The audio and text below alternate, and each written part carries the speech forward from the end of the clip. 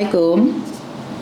Sama saya lagi live ya ini. Betul, saya lagi live. Jangan pernah menyebut nama siapapun termasuk namamu sendiri karena saya tidak ingin setelah viral kalian minta take down. Kenapa saya?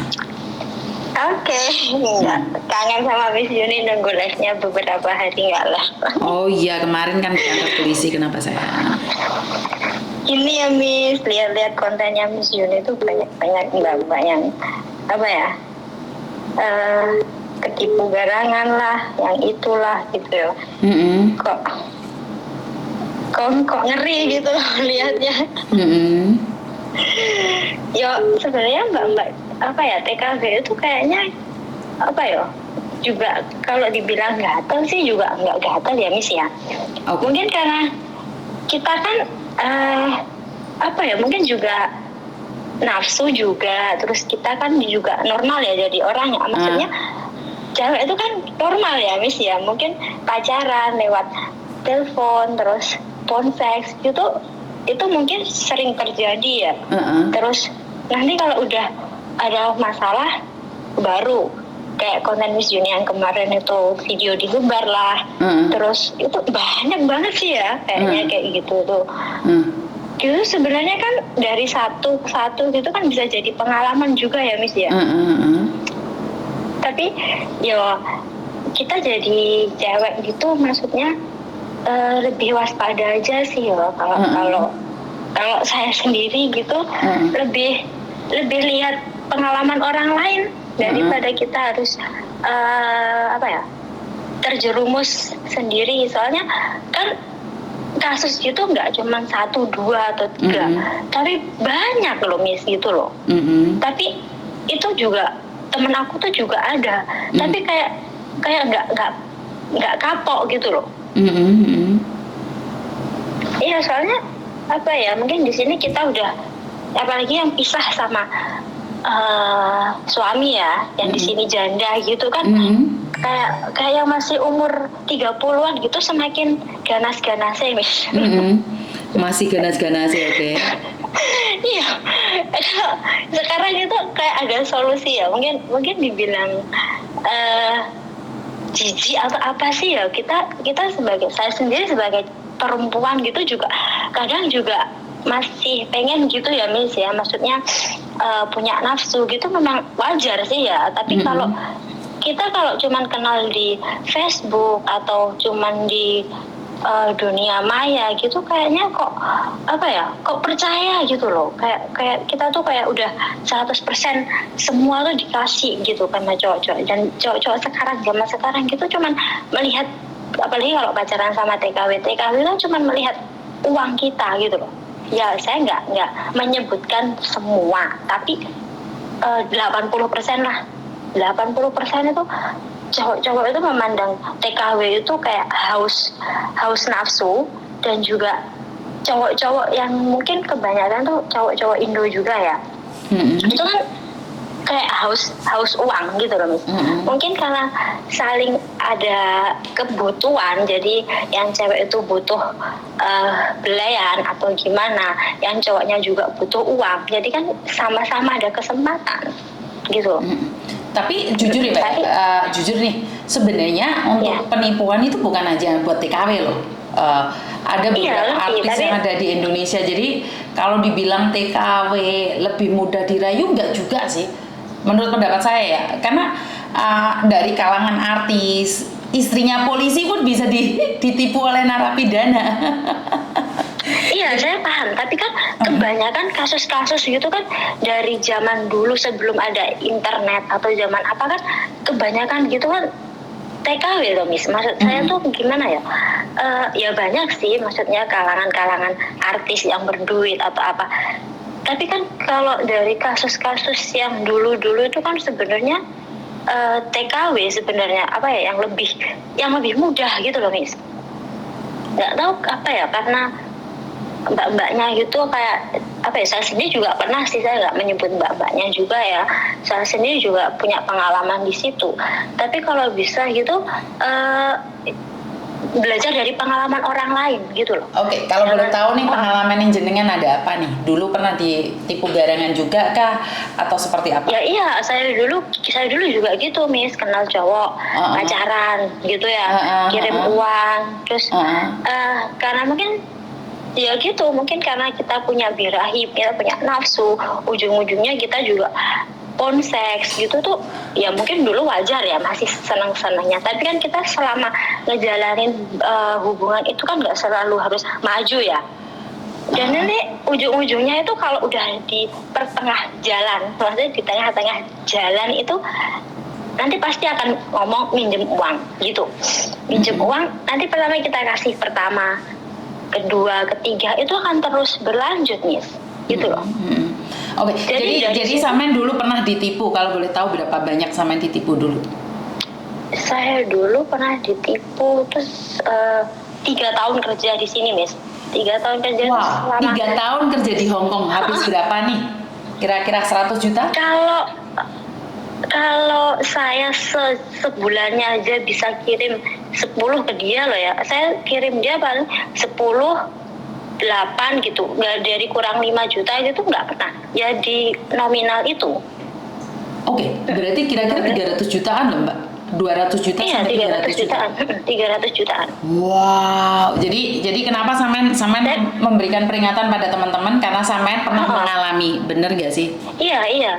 Dan saya tuh melihat pengalaman itu tuh nggak cuma saya aja. Saya sekiranya di Hong Kong, Taiwan, Singapura itu mungkin banyak ya, tapi kan kita nggak tahu ya, maksudnya karena apa ya, mungkin sekarang ini aja karena ngelihat konten-konten Miss Indonesia ini kan masih jadi terungkap banyak orang yang mau bicara. Kalau yang dulu mungkin nggak ada, Miss, iya kan?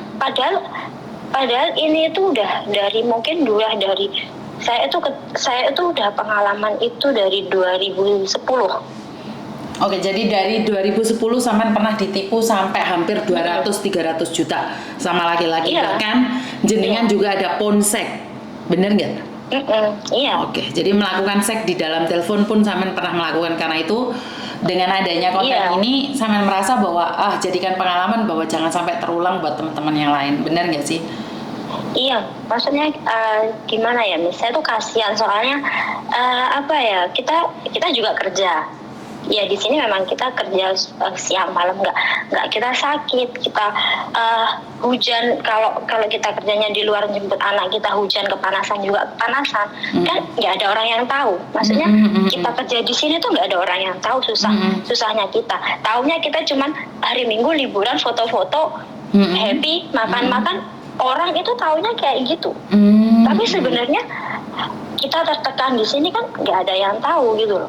Tapi mungkin dengan cara kayak kita sering ngobrol sama apa ya istilahnya, kita teman dekat gitu ya, kita mungkin lebih enjoy, lebih nyaman gitu kan.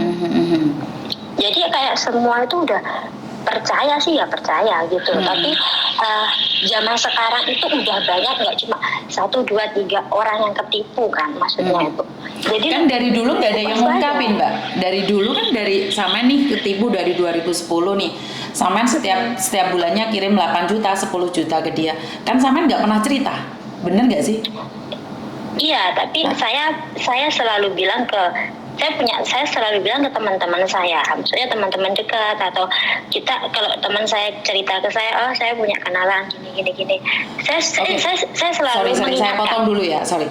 Lah, Samen kan cerita cuma teman deketnya jenengan aja. Sementara dunia persilatan kan sangat besar sekali. Jadi kan tidak bisa semua nih tahu ceritanya jenengan. Dengan adanya konten ini berarti bisa dong ngasih tahu banyak orang. Nih follower saya kan kebetulan sekarang sudah 95.000. Berarti secara langsung dan tidak langsung bagus juga, bener nggak sih menginfokan orang lain jangan melakukan hal yang bodoh seperti yang Samen katakan bahwa tertipu oleh garangan fonsek seperti itu, bener nggak sih? Iya Miss, benar. Karena kita saya juga nggak menyalahkan mbak-mbaknya ponseks atau apa, mungkin karena itu kita memang wanita yang saya sendiri itu normal Miss. Kadang kita juga ingin gitu loh, maksudnya melakukan. Tapi nih menurut Samen itu salah nggak sih ponsek itu? Kalau uang seks, kalau menurut saya sih kita ya kalau sama suami kan mau mangga ya, maksudnya nggak masalah ya. Tapi kalau kita cuman kenal di media sosial dan kita belum tahu itu maksudnya latar belakang orang itu, kita cuman kenal-kenal aja, mending jangan, gitu aja Miss. Oke, sampean kenal sama cowok yang jenengan itu dari media sosial apa? Kalau boleh tahu. Saya dulu kenal dari cowok saya itu di media Facebook. Facebook. Terus Facebook, terus dia ya kita ngejalan itu setahun ya, 6 bulan itu udah kayak gitu aja, sering apa ya, kita tuh dia sering ngomong yang ya kayak yang jorok-jorok gitu mungkin ya Miss ya. Jadi kan kita kayak orang mikirnya kan kayak panas ya, apalagi kita di sini apa ya, sendiri, mungkin udah lama nggak kita Sebentar. Maksudnya ngomong jorok kok panas itu gimana? Panas marah atau panas merangsang? Ya mungkin bisa dibilang merangsang gitu ya Miss ya. Oke. Karena terus habis itu kan kita harus ya namanya setan itu dari mana aja kan. Sebentar. Ini salah ini. Setannya ntar telepon saya dan marah-marah sama saya, nggak ada hubungan dengan setan ya. Itu nafsu kalian ya. Jangan libatkan setan. Setan tidak ikut campur dalam masalah ini. Itu asli nafsu birahi kalian. Nggak ada hubungan dengan setan. Ayo. Oke, sorry. Ya memang nafsu Miss. Kita kan kalau cowok sama cewek itu kebanyakan memang nafsu gitu loh. Nggak ada. Pokoknya cowok sama cewek yang terutama itu memang nafsu. Iya kan? Kita kalau udah keluarga mungkin beda lagi. Kalau udah berkeluarga punya anak mungkin ngobrolnya kan beda lagi Miss. Tapi kalau cuma sekedar pacaran itu pasti yang dibahas itu nafsunya dulu gitu loh. Oke. Jadi merangsang gitu di phone itu merangsang banget gitu. Itu iya mesti itu. Itu cowokmu orang mana? Orang Indonesia kah? Orang bule kah? Orang Malaysia kah? Itu orang Indonesia. Orang Indonesia. Kalau boleh tahu nih, Jawa Tengah, Jawa Timur, Jawa Barat? Jawa Timur. Jawa Timur meneh aduh telepon Kapolda tenan kon gue. Oke. Jawa Timur nih. Ketok manuke sampean? Ya iya, Miss. Gede apa cilik? Ya lumayan lah. ya agak gede lah Miss. Iya toh, lumayan cilik apa lumayan gede? Lumayan gede lah. Lumayan gede. Terus tahu ngerasa nih? Belum Miss. Lah masih gede lek ra penak ge opo, Mbak? Nah, makanya itu Miss. Saya tuh baru dulu mungkin saya belum bisa mikir panjang ya, cuman senang, cuman happy gitu aja. Dan lama-lama ya alhamdulillah mungkin saya udah kebuka hati saya gitu, udah sadar apa yang saya lakukan itu mungkin ya kan orang itu nggak harus selamanya tersesat kan ya. Ya kalau Tuhan udah ngasih jalan buat buka hati kita kan juga. Mbak jangan dimatiin ya, karena saya takutnya ini telepon dari imigrasi. Jangan dimatiin. Halo. 66228記住。Hai.邊個？係佢見強積金顧問報紙邊啦，通知約翻你嚟緊禮拜4啊，安排強積金嘅同事同你更新講解戶口狀況，就翻你放工時間邊個裝數方便你。Sopo iki?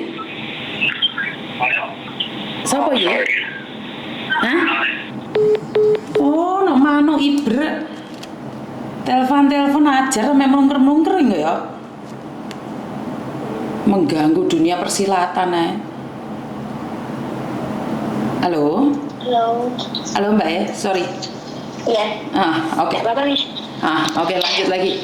Jadi sebenarnya saya cuma ingin ngasih pengalaman saya pribadi juga.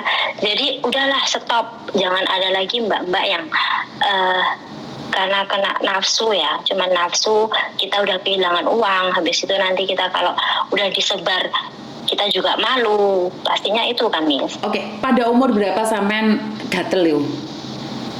Aku dulu umur 27 Miss. Umur 27 dan sekarang sampean pastinya 37 lebih nih. Iya, 37 lebih. Kan 12 tahun yang lalu. Oke. Iya. Jadi gini, saya nanya nih, sampean lagi jatuh cintanya, lagi enak-enaknya nih, ponsek udo-udo di kamera. Kira-kira temenmu datang ngasih tahu kamu percaya nggak sama temenmu? Enggak percaya, Miss. Haila, berarti kan kita memang harus mengasih edukasi pada teman-teman bahwa sebenarnya saat jatuh cinta itu tai kucing rasa coklat. Bener nggak Iya, sih? benar. Benar. Tapi giliran kita sudah disakitin baru kita sadar. Samen ada cara nggak untuk ngasih tahu orang itu kalau tai kucing itu tai kucing itu tidak bisa berubah jadi coklat. Samen ada cara nggak ngasih tahu mereka? Ya saya tuh caranya cuma ngasih ngomong itu nggak cuma sekali 2 kali, kalau bisa itu berkali-kali mengingatkan gitu loh, Miss. Maksudnya dari pengalaman si A, si B, si C itu kita ambil, kan sekarang banyak, jadi saya nggak cuma satu orang aja gitu. Cuman kalau kita melihat dari sudut pandang satu orang aja, orang itu nggak akan percaya. Tapi kalau udah banyak korban, banyak orang yang kayak gitu, mungkin bisa dilihat dari banyaknya pengalaman yang sama gitu.